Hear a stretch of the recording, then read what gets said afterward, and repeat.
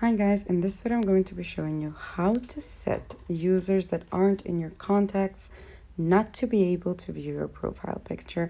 So for example, you don't have someone in your contact list and you don't want them to be able to view the picture that you've uploaded to your Viber account. You want only your contacts to see it.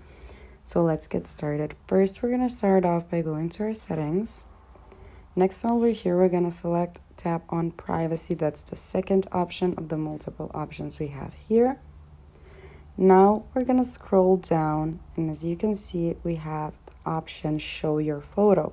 Let users who aren't in your contacts to see your photo. So it's currently set to on. It's defaultly set to on. If you want them not to be able to view your photos, you have to manually turn it off. So we're going to turn it off just by clicking on it. And now it's off. Now only people that are in your contact list can view your Viber profile photo. And that's how it's done. Thank you for watching. Do click the like button if this video helped you and subscribe to our channel for more helpful videos. Bye!